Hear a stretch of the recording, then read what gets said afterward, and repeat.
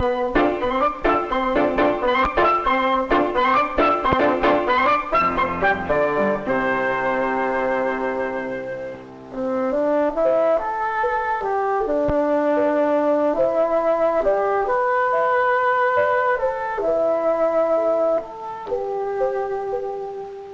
since the time when man began to control his environment, he has been plagued by his limited ability to speculate.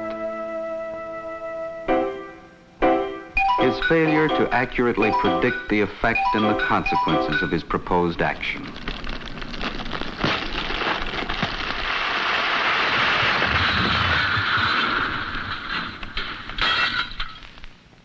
This is the result of his not being able to consider and relate all the factors in a problem.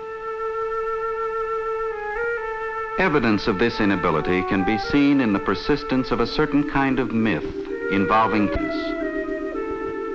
In a frantic effort to reap immediate reward, the first is often not too wise. The second usually tends to overcorrect. Our hero can consider himself lucky if after the last wish, he ends up just where he started. But there were men whose wishes were not only prudent, but had a habit of coming true. These men and women were artists and had certain characteristics in common. They were seldom bored with anything. They were constantly building up stores of information in active memory banks.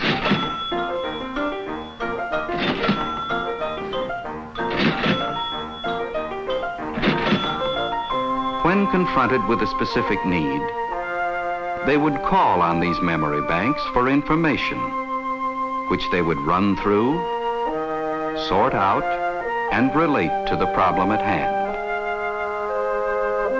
These men could speculate and could predict.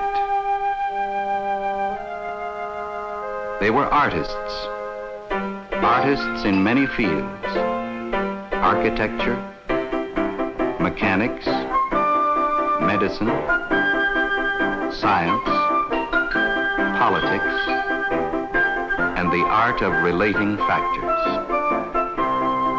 It is often not a conscious art, and the degree to which it is operative can tend to make one normal, bright, super bright, or genius.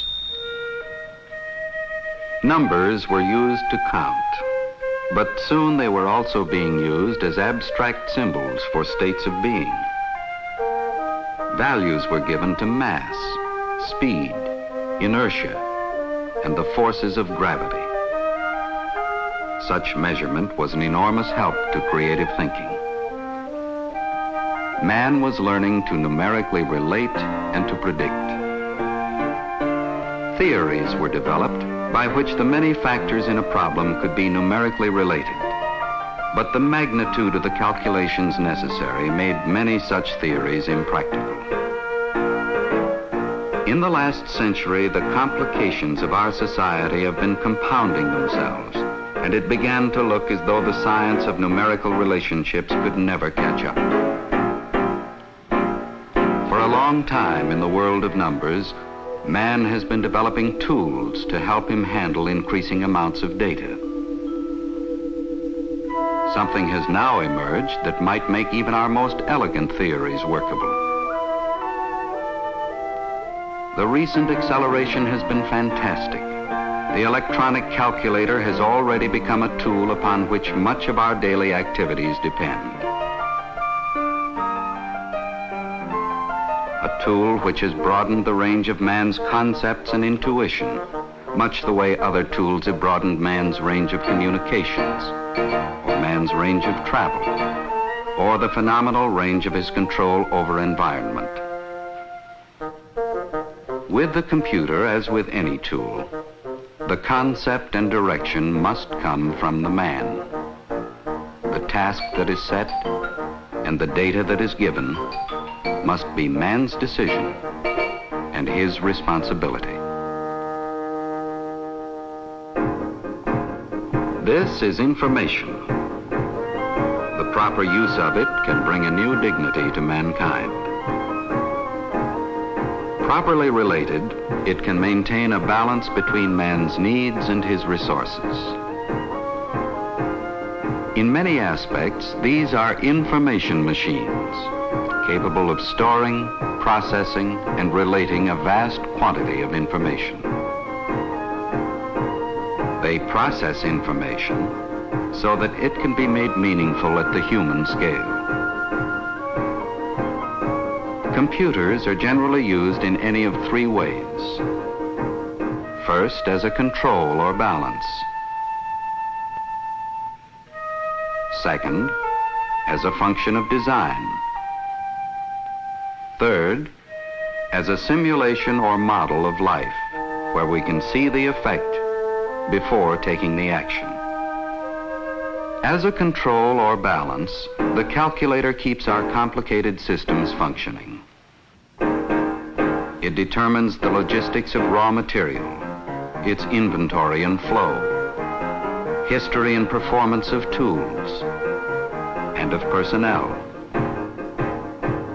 production rate and quality, public utilities rates and flow, cost accounting, payrolls, billing, and all the ramifications of insurance. And in addition, presents the broadest possible basis for making decisions. As a function of design, the calculator provides creative man a higher platform upon which to stand and from which to work. Data processing removes the drudgery, but imposes new and broad responsibilities. The designer must be able to state precisely what it is he needs to know. This is not always so easy. He must formulate a general plan of procedure. This plan or program takes the greater part of all the time involved.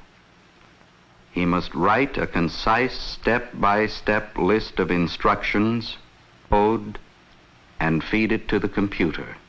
Then he must provide the machine with all pertinent background information and related data. The preparation may have taken months, the actual calculation hours or even minutes. But once set up, it can attack the problem with infinite variations and trustworthy memory. Perhaps the most challenging use of the computer is the simulation of real situations. If, for example, a machine is properly programmed and is provided with sufficient numerical data concerning a chemical plant, then the computer begins to take on the functions of a working mathematical model of that chemical plant, in which it is possible to determine the probable effects of many possible courses of action. Of railroad systems, rocket engines, complete reactors, and whole living communities. The calculator is helping to define society's most complicated problems. It is a tool for turning inspiration into fruitful prediction. As an information machine, it has done much to broaden the base of our growing concepts. But the real miracle is the promise that there will also be room for those smallest details that have been the basis for man's most rewarding wishes. This is a story of a technique in the service of mankind.